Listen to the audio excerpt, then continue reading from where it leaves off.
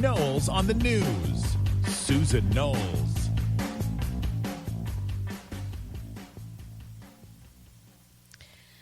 Well, here we are.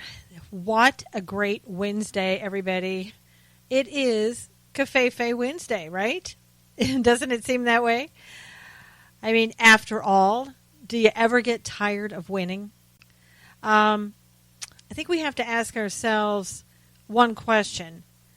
Do the Democrats even know what it means to win anymore? Do they know how to win? Do they understand why they lose? And maybe that's more important. Do they understand why they lose? I think they're in total shock from yesterday's election in Georgia.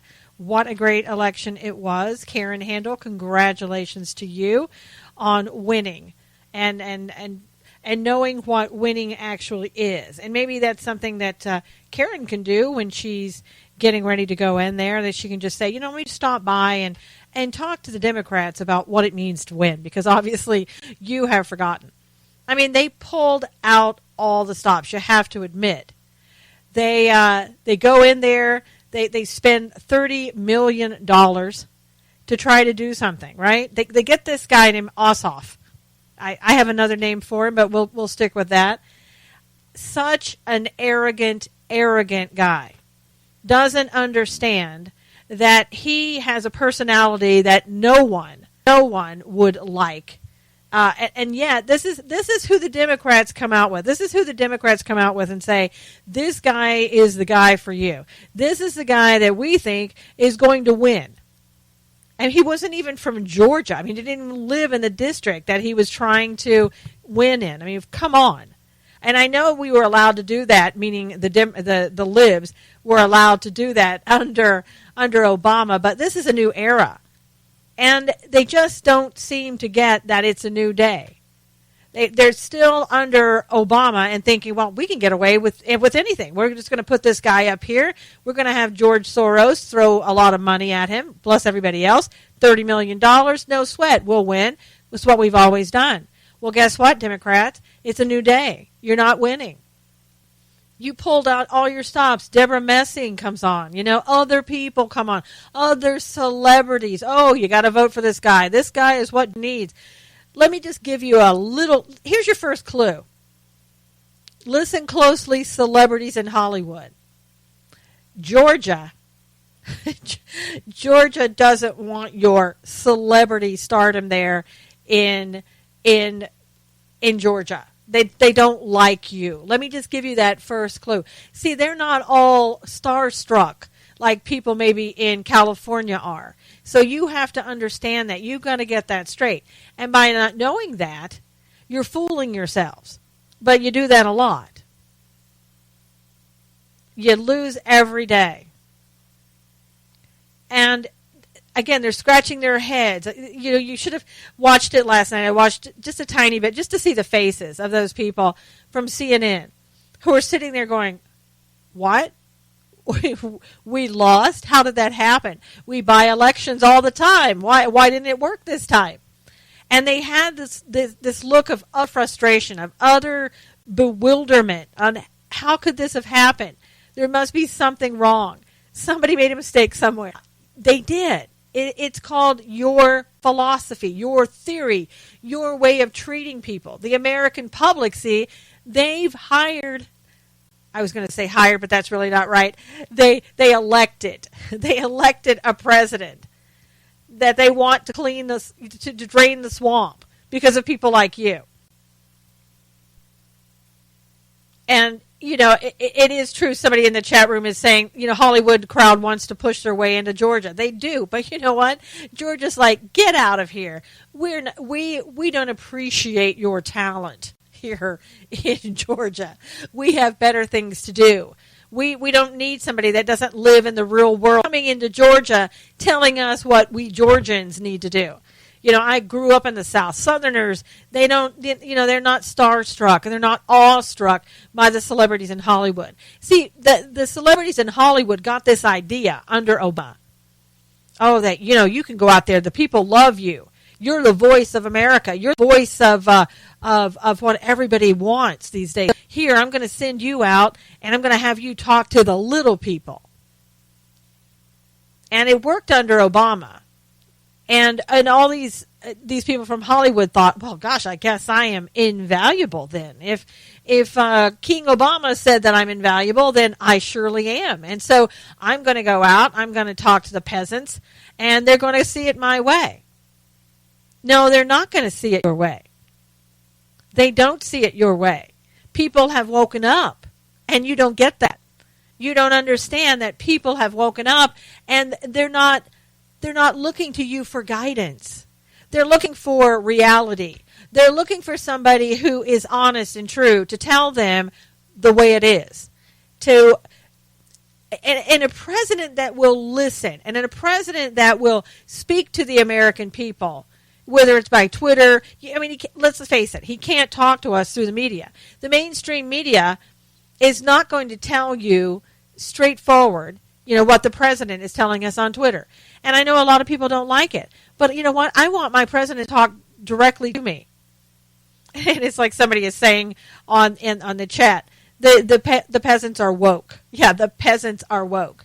And the peasants are saying, Donald Trump, we want you to drain the swamp. We want you to help us figure out what it is that we need to do to get rid of this stuff. Rid of this stuff that we've been living under for 8+ years. And no, Obama didn't start it. He made it worse. He worked in darkness. And he worked in darkness with all of these, celebrities to help them get what they thought that you were going to be dumb enough to believe. And, it's not that we believed it for 8 years, but we felt we had no power. And we had everything against us, seemingly. We had the president that was not listening to us. We had Congress who weren't listening to us, not that we have their ear so much today. But we have somebody right now standing up for us and who's saying, look, you know what? The American public are sick and tired of being in this way. They're sick and tired of you trying to fool them and make fools of them. And they're not going to take it anymore.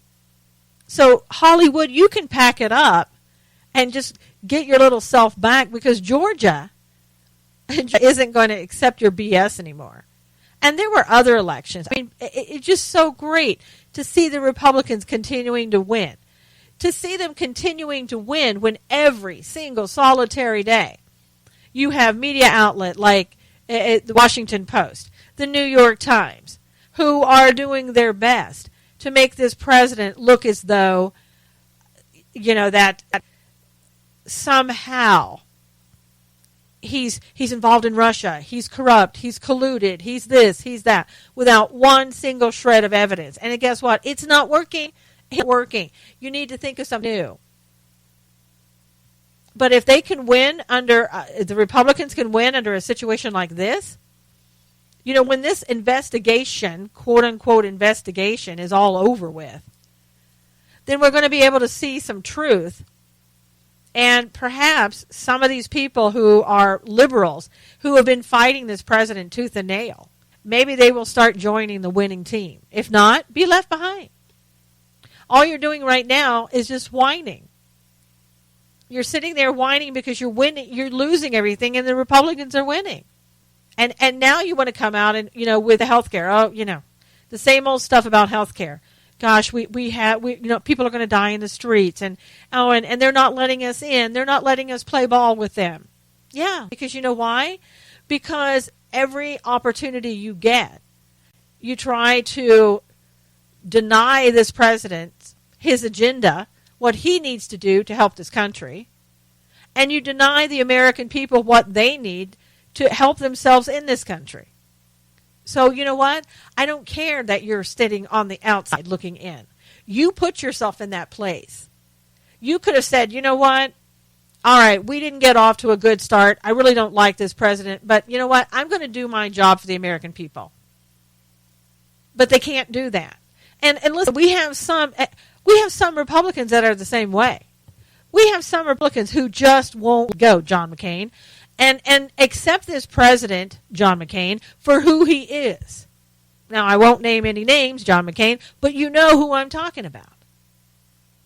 And those people need to be on the outside also. They need to be left out in the dust. There needs to be a new day where we say, okay, you Republicans, you don't want to be a party, go sit in the back. We still expect you to vote the way Republicans are voting. Or if you don't, we're going to tell the American people exactly what you're doing and why you're doing it. And I wonder what that is. I wonder what the reason could be. That we have John McCain coming out every 5 minutes speaking against this president. I wonder what it could be. Well, I didn't know this, to be honest with you. John McCain, you're going to love this. John McCain has an institution or an institute, let's say, for international learning. John McCain. International learning. Does that have to do anything with Syria and arms in Syria? I'm just asking. But anyway, guess what? From what we're being told, John McCain took money from George Soros. I know that's going to blow you away because why would John McCain take money from George Soros? Well, because he needed it. He took money from not only George Soros, so they're saying, but from Teneo Corporation. And there's a guy named David, and I can't think of his last name. Starts with a B, but I think it's banned. But this is all connected to the Clinton Foundation. Teneo is connected to the Clinton Foundation. And again, if you didn't see my guest that came on, Jerome Corsi, his book, Partners in Crime, where he talked all about the Clinton Foundation, it is a must read. If you want to know who all the players are, what went on with the Clinton Foundation, Jerome Corsi names names. You have got to read this book or listen to the show. Easiest way to do that, just go to susanknowles.com. In the search bar, put in Jerome Corsi. You'll see all the shows. And you can just pull them up, listen to them. I'm telling you, maybe it won't shock you. It'll shock you if it doesn't. But you'll see. Also, and I think the money that he got from George Soros was close to $1 million. And that shouldn't surprise anybody either. And Bloomberg came out and said that in 2016, he took $1 million from Saudi Arabia. Now, wasn't John McCain, I don't know if he was for or against the deal that we just did with Saudi Arabia. He may have been for it. And maybe there was a reason that he was. He knows who butters his bread. And then John's foundation. Now, you'll love this part. When you get money, you got to give money. When you get money put in your pocket, I don't know. Let's say, I don't want to say deals are made, but let me just say deals are made where you got to give in return, right? So John's foundation, if this is all true, gave $205,000 to the National Iranian American Council, which is the NIAC. And these are the same people that wanted the Iranian deal. Wait, let me see. We have a Democrat president who goes out, makes the Iranian deal, which really goes against everything that's good for benefiting America. And John McCain gives to this foundation that is for the Iran deal. I don't know. Maybe my cynical mind is just saying, is that good? So maybe John has a reason for coming out against the president. We have a president who doesn't like the fact that people can be bought, right? We have a president who says, I don't want you taking money from lobbyists and other people. And so, if you're a career politician, that's how you get rich. It's not off your government salary that you're making in your position as a congressperson. It's not because you're doing your job for the American people and benefiting the American people. Oh, no. You get that money off of the money that you get to line your pockets. Oh, did I say that out loud? Line your pockets from lobbyists and other special interest groups. Now, I mean, is John McCain doing that? I mean, are we supposed to believe that? Because, I mean, that's really what's happening. When you're going out there and you're saying all of this stuff is this okay? It's for my institution or my institute. I keep saying institution because it's John McCain that we're talking about. And he just continues to go and give money and get money. You know, it's kind of how these things work. You get money, you give money.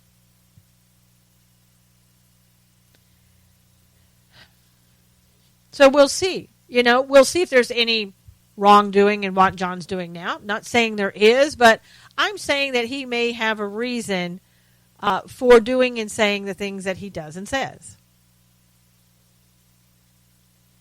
And then there's Jason Chaffetz. Does anybody know what happened with Jason? Jason kind of decided that he no longer liked the Republican Party. He's had enough. You know, his family, he's leaving for family reasons. But is that true? I don't know. But I do know that he is out now, that he's leaving and speaking out against the Republicans, and especially President Trump. He came out the other day and he said it's a fact that the Trump administration doesn't respond any faster to congressional oversight requests than the Obama administration does. Why was it necessary for him to comment on that? And he said, the reality is, sadly, I don't see much difference between the Trump administration and the Obama administration. I thought there would be that these floodgates would open with all the documents we wanted from the Department of State, the Department of Justice, the Pentagon. Well, what world are you living in, Jason? Since when has any administration been forthcoming with documents that some House or Senate committee want? I think that's been very true for Republicans and the Democrats all along. But Jason, he's frustrated and he has to come out and reveal in public exactly how he feels about everything. Thanks, Jason. We needed that. We got the Democrats who are always talking against us, and we needed you to come out and be another voice that talks against us. Great job. Now, why don't you go on your merry way? I mean, where's Jason going? A lot of people are saying, well, he wants to be governor of Utah. I don't know. I understand that, and who knows if the reports are true, that he wants to leave Utah. And somebody rumors are that he may go and work for Fox News. Why not? But you don't have, my theory is, and I don't know if this is true, sometimes when these people leave and let's say they're going to go do something like that, they may want to come across now more fair and balanced. So we don't want to talk about the Democrats anymore. We just want to talk about the Republicans because we've already talked about the Democrats. And since I'm a Republican, now I'm going to go ahead and I'm going to talk down about the Republicans now that I'm leaving and maybe going and get my cushy little job over there at Fox News. I mean, maybe that's what's happening. I don't know. But then he went on. In many ways, it's almost worse because we're getting nothing. Really, you're getting nothing. And that's terribly frustrating, and with all due respect, the Attorney General has not changed at all.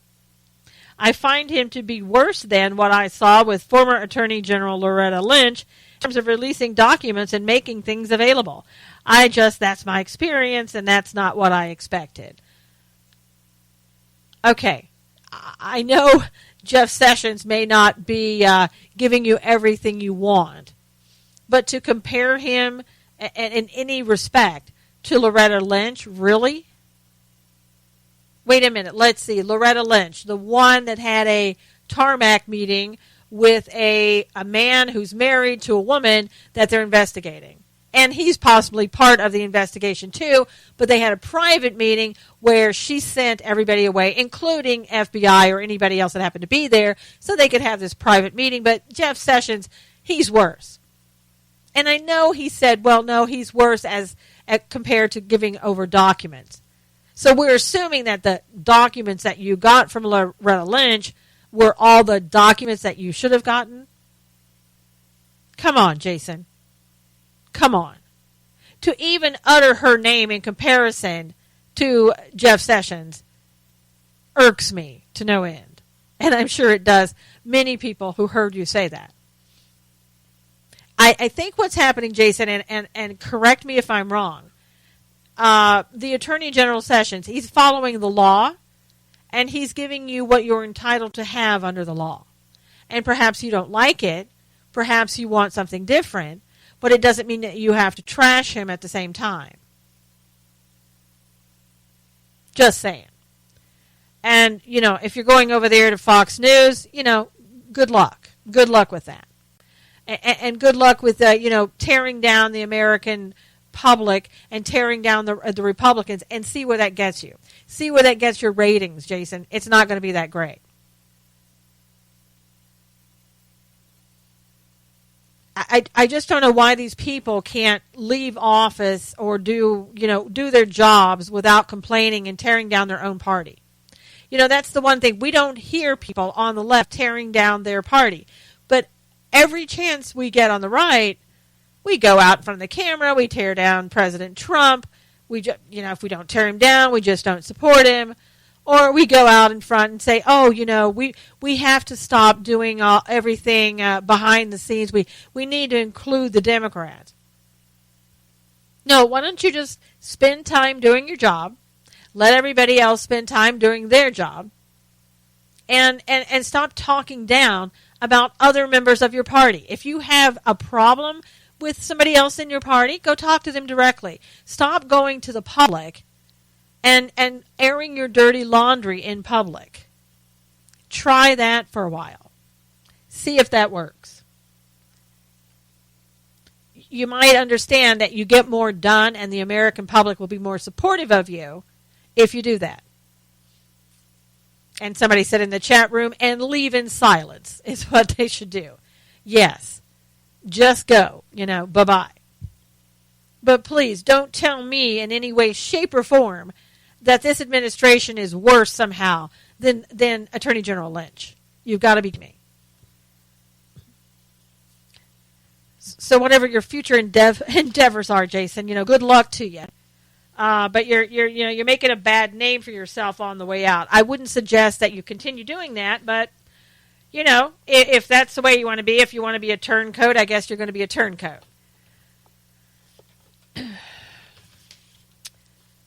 And speaking of the Democrats. Yeah, somebody in the chat room is saying that he must be angry about something. Yeah, angry or somebody got to him. I mean, I don't know what it is. Or perhaps he just didn't like the fact that he wasn't getting any more of many more of his money from the lobbyists. I mean, I don't know. I don't know what his issues are. I don't know, why he felt the need to come out and say that. If he thinks he's frustrated, what does he think about the American public? Just do your job, Jason, and then you're going to be leaving this month anyway. Bye-bye. And the State Department in all of its wisdom, probably still being run a lot by the Democrats, unfortunately. They are doing a probe now on Hillary's handling of government emails, and they're saying, that could get her security clearance pulled. Well, somebody explained to me why Hillary Clinton, when she's not holding a position in government, should continue to have her, any type of security clearance. What does she need it for? She shouldn't be looking at anything or having any way to do so. So why does she still have that? Why, I guess you maintain your clearance until it's taken away from you.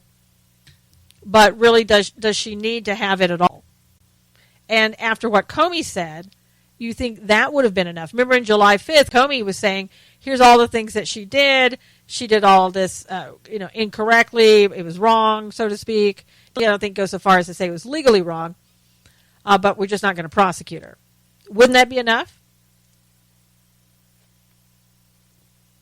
I mean, it seems that we've listened to Comey for every other thing, right? I mean, Comey's the authority on Russia, President Trump, anybody else that happens to be walking the face of the earth.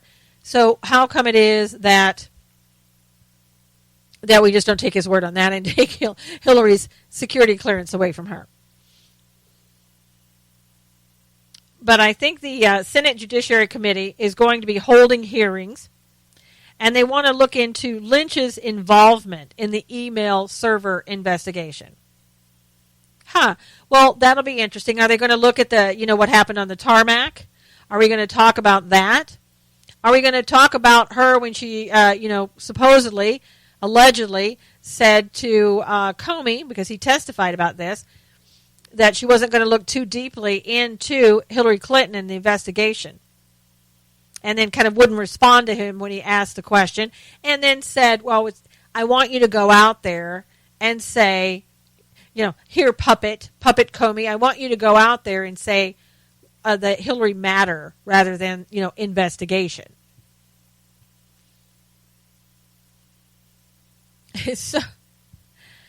So, how likely is it that we're going to get Attorney General Lynch in front of the Senate Judiciary Committee without her invoking the Fifth Amendment? I'm just saying. That'll be something to see if she does. I mean, we couldn't even get Lois Lerner to say anything, although she started speaking, and that should have been, you opened the door there and you waived your Fifth Amendment when you did that, but oh no, because we haven't, at the time, everybody was a Democrat in power. She was allowed to break the law, in my opinion, and do that and get away with not having to answer questions after, in my opinion, again, she waived the Fifth Amendment. And when I say breaking the law, I probably should clarify that to say that she waived her Fifth Amendment rights, in my opinion. But, of course, that never happened. And she's living a good life right now. I think she's getting her pension and everything else. So isn't that great? Isn't that just great?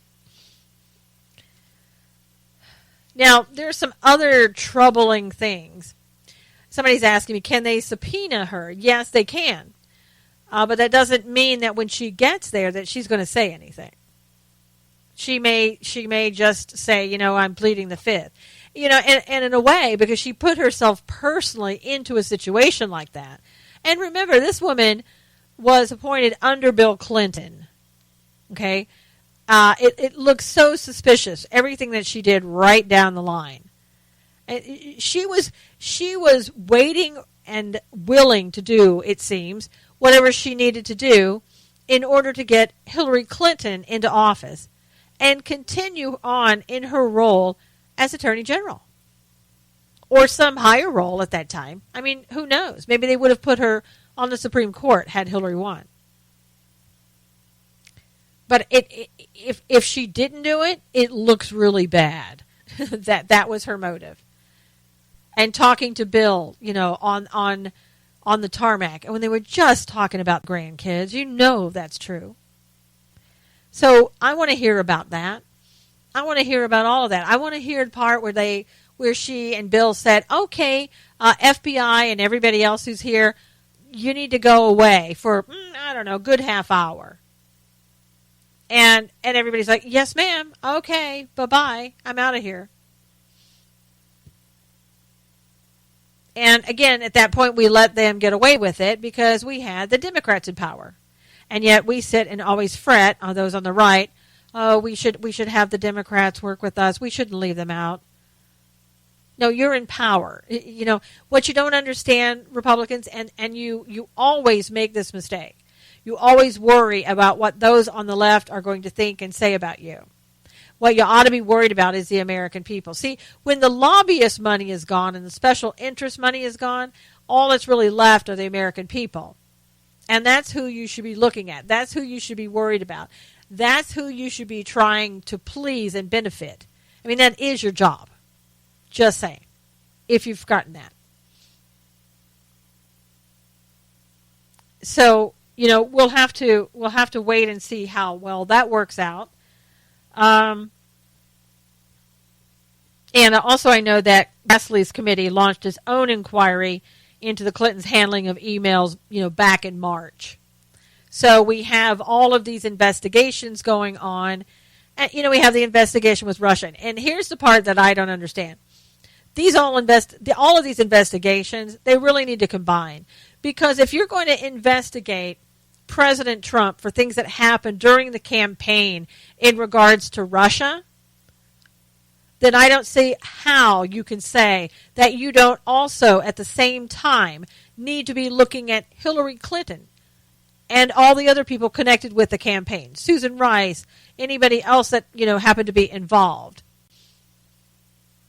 And maybe not Susan Rice as far as that campaign, but Susan Rice as far as the surveilling of that we've been told about.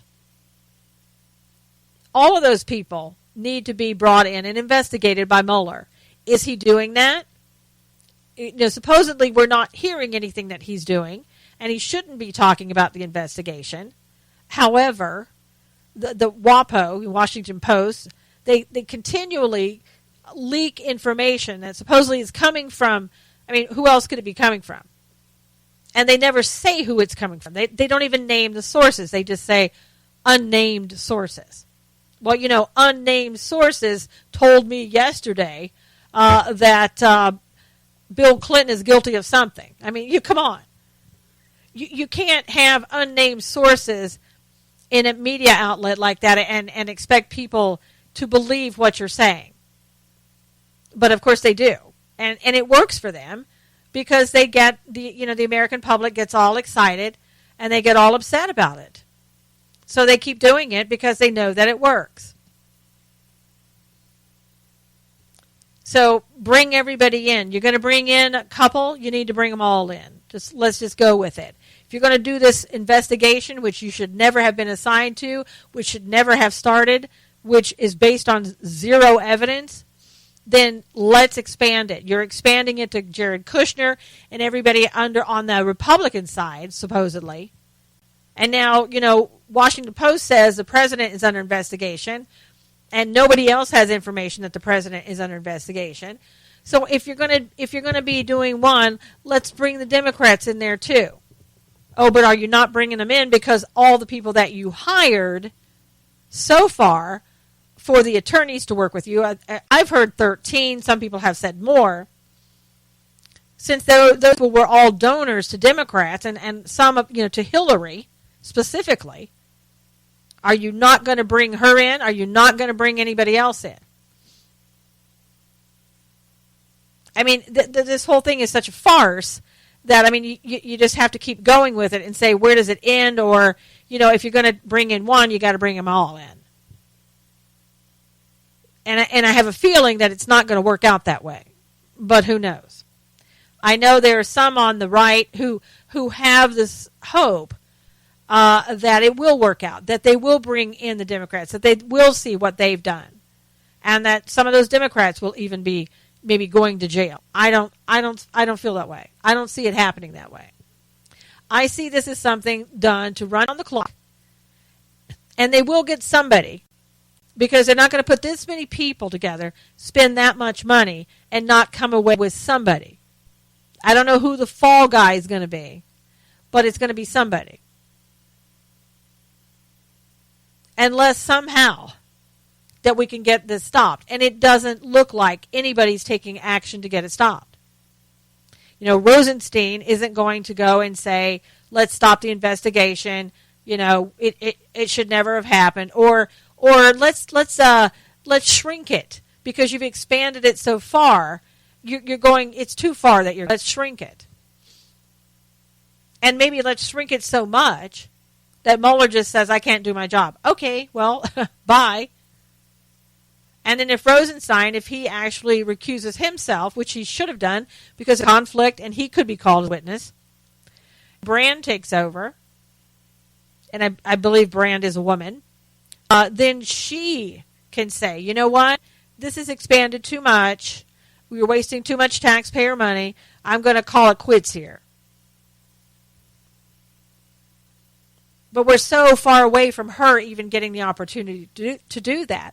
And you have to remember, she was appointed by President Trump. She was brought in by President Trump, and she was interviewed by Sessions and all these other people. So she's on our side, supposedly. But, getting to her. And then the moment when it gets to her, if she does do something like that, then it's going to be, oh, so you're colluding with the Republicans, you're stopping the investigation. So it never ends. And the Republicans continually worry about what it looks like in front of the Democrats. It doesn't matter. Again, you have the power. The people are behind you. Start doing what's in the best interest of the people and stop this charade that the Democrats are doing. Just stop it. Somebody's got to come out and be the reasonable one. Who is that going to be? We're always looking for that reasonable one. One of these days, maybe we'll find it. We have Donald Trump, who seems to be more reasonable than anybody else in Congress at this moment.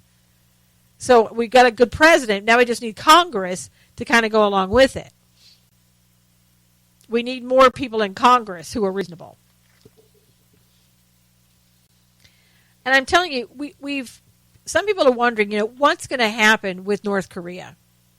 Who's going to be reasonable here and set the rules for engagement, if you will? Are we going to war? That's the big question. We have, from my understanding, 3 carriers that are sitting over there now off of North Korea. And typically when we do that, when we've ever had that many lined up, we've gone to war. So what's going to happen this time? And we have people like Todd Starnes, who's with Fox News, who's saying, because of what happened to Otto, the student who just recently passed away, that they tortured, obviously. And he, until he was put into a coma and with such severe neurological damage that there was no way this poor kid was coming back. Todd Starnes is saying, you know what? That's the straw that broke the camel's back. We need to go over there. We need to attack. But is it? Because you have people who are saying, we don't want to fight. We don't want to fight that war. We're stretched pretty thin.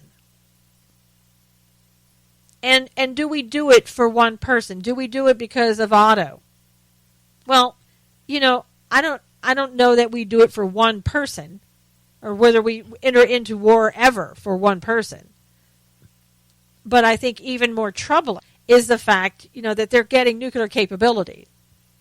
And they're not going to not aim it at us. They're already doing things to say, every time we tell them, don't do that, don't fire off a missile, whatever, they do it anyway. So, we would be ridiculously stupid to think that this is going to make a difference by us just sitting here like, oh, well, they'll just stop. We had former President Obama who told the family of Otto, you know what? You don't want to make the North Koreans mad. Just be silent. Don't say anything. And now you have a family, because President Trump got him home, who no doubt is kicking themselves and wondering, should I have done something? If we had said something, would this have made the difference? They'll never know.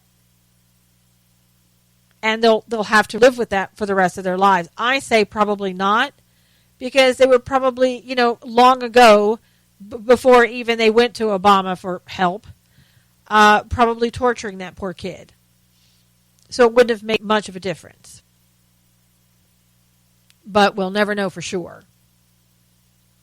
So does that mean, based upon the fact that they're continuously threatening us with firing missiles at the United States, do we do something about it?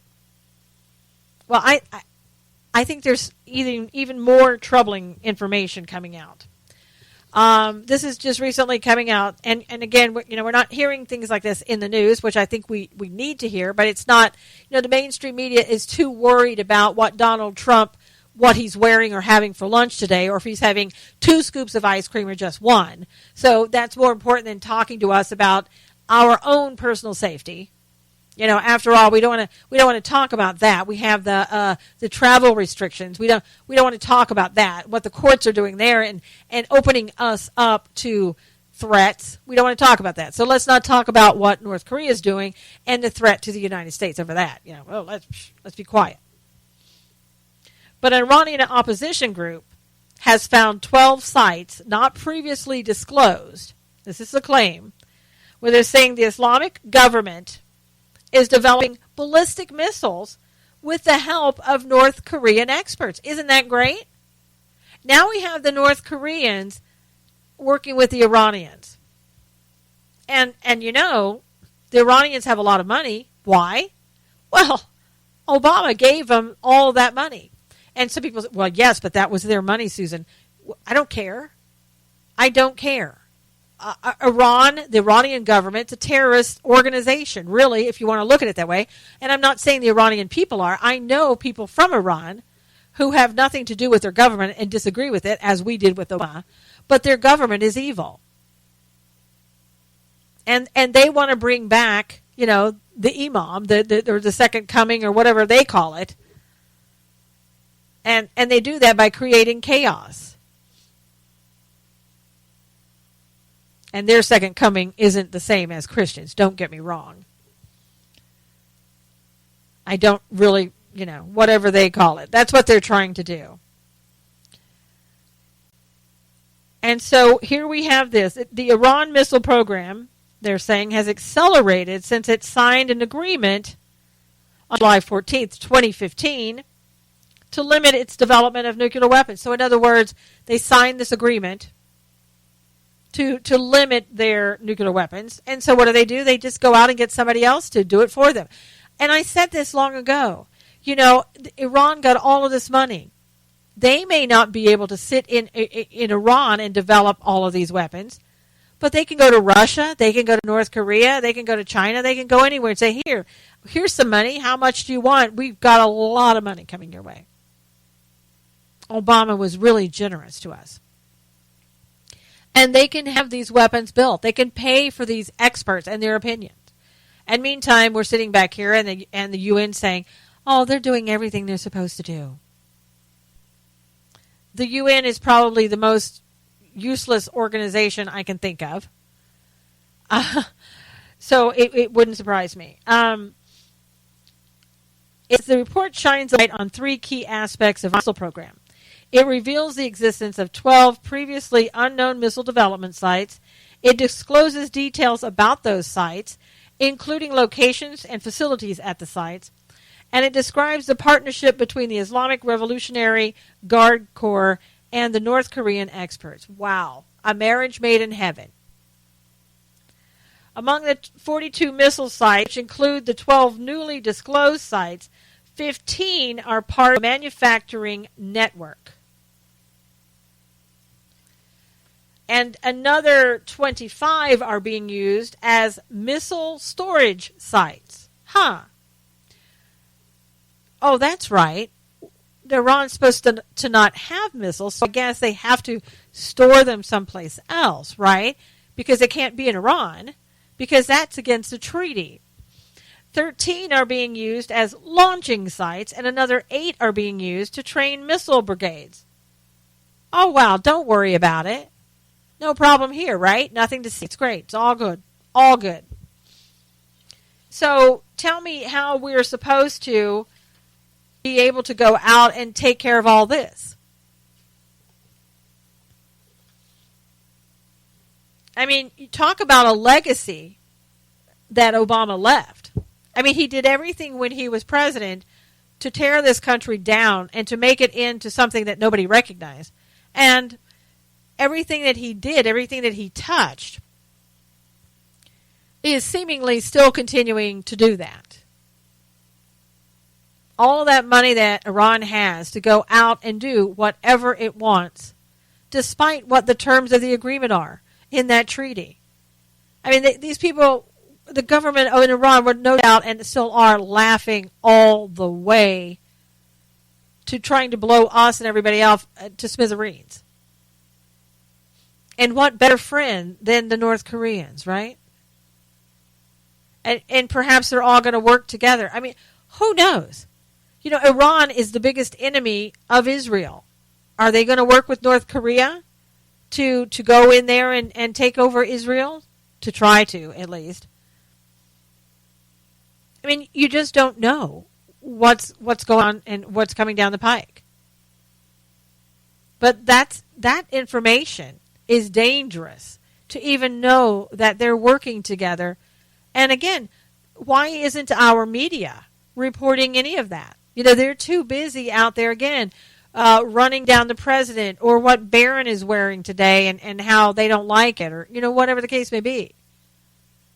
But this is serious. And maybe that's another reason that the United States is looking at going after North Korea because of this seeming alliance that is growing with Iran. I mean, that could be worse news for the United States and worse news for Israel. And anybody who thinks that, you know, this won't impact Israel is out of their minds. So maybe this will be one reason that we have to go against North Korea because maybe we know some things that you know the media is not telling us about the threat to Israel between this alliance with Iran and North Korea. You just don't know. And we're not going to know. Maybe that's why we have 3 carriers sitting over there in preparation. So it would be bigger than Otto. It would be bigger than most people would even realize. But potentially a real threat to Israel. And in turn, secondarily, a big threat to the United States. But I have a feeling that it's Israel that's more in trouble than we are right now because of what's going on. So, you know, keep your eyes open. That's a huge problem. You know, and another huge problem that's coming on that really is not being talked about again in mainstream media. You're not going to hear about it.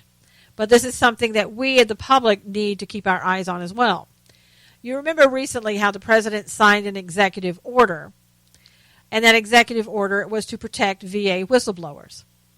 Now, I know several of the VA whistleblowers and become friends with them from watching their story, talking about their story over the last 18 months or so. And they were lucky because, you know, I say lucky, but they went against the VA and they won, essentially. And they were able to do that because they went to the public. They went out to the media and said, we need your help getting this information out. And the media complied. But what's happening now, the President Trump just recently signed an executive order that would protect VA whistleblowers. And one of my friends, a VA whistleblower, was there at the signing. It all looked really good. But what happened was some of the veterans started saying, and some of the people in the know started saying, you know what? This could actually turn around and hurt the whistleblowers. Because it will be easier for the VA to get rid of those whistleblowers before they could do too much damage to the VA. Just the opposite of what this bill was meant to do. And, you know, you certainly don't want anything to impact the veterans. But that's what's happening. So there is a whistleblower named Scott Davis, and he's in Georgia. And he's been very instrumental in coming out and telling a lot about what's going on in the VA. He's testified before Congress. And something has happened recently that you know about. He basically is being relieved of his duties without actually being relieved of his duties. he was working as like a public relations with in the VA, with sort of like a liaison, is the way I'm understanding it, between the VA and the American and the veterans, the public. And part of his job was content management of what's on the website. So all the information that comes out about veterans, all the information that comes out about what the VA is doing, Scott Davis is the one that does that. And so he started noticing that people were putting content on the website without going through him. And I'm guessing that the content most likely made the VA look good and the veterans look bad. That would be my guess. And so now he's getting put out of his job little by little, because they came back to him and said, we see that you're complaining about the VA and the veterans and not being able to use the internet, and put everything on the website like you're supposed to with your job. Well, we're going to go ahead and just take your job away from you. And that's what they did, essentially. So he's not able to put anything on the website anymore. He's not able to talk to the veterans anymore. And so what does that mean? I mean, basically, he's out of a job. So pretty soon they're going to say, I don't know what your job is and I don't know what you're doing, but you're not doing what we hired you to do. And you were complaining about people, so we just kind of had to stop you from doing your job, what you were supposed to do. Wasn't working out. And so there he goes. You get rid of a VA whistleblower by essentially taking away their jobs slowly, bit by bit, until they're no longer able to do a job at all. And then you probably, I don't know what the steps are. Maybe you're written up and it says you're not doing your job, and he complains. It kind of goes back and forth. But in the meantime, he's not serving veterans. He's not serving anybody because he's not allowed to do his job. And the VA goes on singing their merry way all the time, going, well, we got this new accountability bill here, and we can just get rid of whoever we want now. It's easier. And we'll just get rid of you, Scott Davis, because we don't need you in here telling everybody about what the VA is doing wrong. So the public needs to become more aware of this. And we need to get the word out about it. This is absolutely unfair for somebody like Scott Davis, who is imperative for veterans to have in the VA working for them. Somebody who can, the eyes and ears of what's going on in the VA. And Scott has been that person. I think he's part of the people that talked about the wait list, and how people died. And as I said, he spoke before Congress. And so all of those people now that were whistleblowers, and there are still some working for the VA, they're going to have to walk around on eggshells, because now the VA is sitting here going, look, you know what? President just signed this executive order, and I can get rid of you if I want to. I can start taking bits and pieces of your job away until you have no more job. And then we'll just say, time for you to go. Not what the president intended, not what anybody intended. So, that's something, again, that going to need to keep your eyes and ears on and warn people that this is occurring. Because it's not fair to the veterans. It's not fair to the American public. It's not fair to anybody. And as I said, certainly nothing that the president wanted that to be. Now, just got a couple of minutes left. I love this. There was a teacher, African-American female teacher, who went on Tucker Carlson thankfully, I didn't see this, but she went on and said that, you know, she's very much pro Black Lives Matter. And she in fact is like a staunch supporter of the Black Lives Matter. So she goes on TV and she, you know, talks about Black Lives Matter, talks down about everybody else, of course, that isn't part of Black Lives Matter. And Tucker Carlson at one point is so upset with her. He says, you know what, I don't even think that we can have this conversation. I mean, she was so off the rails with Black Lives Matter, and everybody else was, you know, a hater if they weren't Black Lives Matter, that he's like, we can't even have this interview.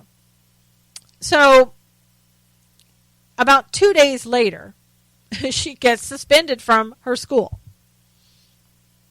Now, you may think, well, of course she did. Because, you know, she goes out there, she makes the school look bad, she acts, you know, probably made herself look really bad, and very much pro Black Lives Matter. You know, those people are, you know, they're not the friendliest people, in case you didn't know. And then she gets suspended, and instead of just saying, okay, you know what, yeah, I mean, I probably did go out there and make the school look really bad, I mean, myself look bad, I maybe thinking back about it, I shouldn't have said all the kind of racist things that I said or allegedly said, and that would have been all of it. But no. See, what she said was that there was a public lynching in front of my students. And now I'm going to go out and I'm going to hire an attorney because there's been a public lynching. Because we've got to make everybody else look like the racist because she got suspended, making herself look bad. You know, I keep telling people is that you have to remember that when you're working for someone, yes, you may have a constitutional right to speak your mind, but they have a right to fire you when it makes them look bad. When you have offended the public, let's say, and maybe all those little kids, they have parents who really didn't appreciate what you said on TV, and maybe not all of those parents love BLM like you do, Black Lives Matter like you do, or maybe all of those parents, maybe, you know, most of them don't like the fact that you talk down about them if they're not African American or, you know, whatever else the case may be. You can't do that. But again, automatically she has to make it a racial issue and say, well, it was a public lynching. Because if you talk about slavery, that's supposed to shut down and have a chilling effect on free speech on the other side. And so that's exactly what she did. And she's going out and she's lawyering it up, as they say. And I don't know if Gloria Allright's going to be available for this one, but you just never know. And it's laughable in the way that you want people to just get back to common sense. But, you know, maybe one day we will. We could always hope for that.